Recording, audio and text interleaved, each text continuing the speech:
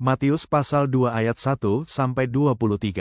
Sesudah Yesus dilahirkan di Betlehem di tanah Yudea pada zaman Raja Herodes, datanglah orang-orang Majus dari timur ke Yerusalem. Dan bertanya-tanya, di manakah dia, raja orang Yahudi yang baru dilahirkan itu? Kami telah melihat bintangnya di timur dan kami datang untuk menyembah dia. Ketika Raja Herodes mendengar hal itu terkejutlah ia beserta seluruh Yerusalem. Maka dikumpulkannya semua imam kepala dan ahli Taurat bangsa Yahudi. Lalu dimintanya keterangan dari mereka, di mana Mesias akan dilahirkan. Mereka berkata kepadanya, di Betlehem di tanah Yudea, karena demikianlah ada tertulis dalam kitab Nabi. Dan engkau Betlehem, tanah Yehuda, engkau sekali-kali bukanlah yang terkecil di antara mereka yang memerintah Yehuda, karena daripadamulah akan bangkit seorang pemimpin, yang akan menggembalakan umatku Israel. Lalu dengan diam-diam Herodes memanggil orang-orang Majus itu dan dengan teliti bertanya kepada mereka, bila mana bintang itu nampak. Kemudian ia menyuruh mereka ke Betlehem. Katanya, pergi dan selidikilah dengan seksama hal-hal mengenai anak itu dan segera sesudah kamu menemukan dia, kabarkanlah kepadaku supaya aku pun datang menyembah dia. Setelah mendengar kata-kata raja itu, berangkatlah mereka. Dan lihatlah, bintang yang mereka lihat di timur itu mendahului mereka hingga tiba dan berhenti di atas tempat, di mana anak itu berada. Ketika mereka melihat bintang itu, sangat bersukacitalah mereka. Maka masuklah mereka ke dalam rumah itu dan melihat anak itu bersama Maria, ibunya, lalu sujud menyembah dia.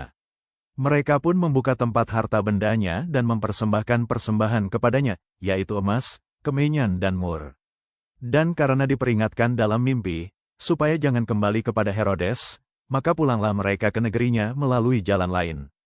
Setelah orang-orang Majus itu berangkat, nampaklah malaikat Tuhan kepada Yusuf dalam mimpi dan berkata, bangunlah, ambillah anak itu serta ibunya, larilah ke Mesir dan tinggallah di sana sampai aku berfirman kepadamu, karena Herodes akan mencari anak itu untuk membunuh dia.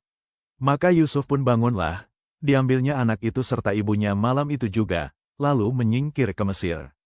Dan tinggal di sana hingga Herodes mati. Hal itu terjadi supaya genaplah yang difirmankan Tuhan oleh Nabi, dari Mesir kupanggil anakku.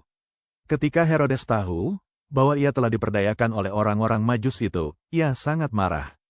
Lalu ia menyuruh membunuh semua anak di Betlehem dan sekitarnya, yaitu anak-anak yang berumur 2 tahun ke bawah, sesuai dengan waktu yang dapat diketahuinya dari orang-orang Majus itu. Dengan demikian genaplah firman yang disampaikan oleh Nabi Yeremia. Terdengarlah suara di Rama, tangis dan ratap yang amat sedih.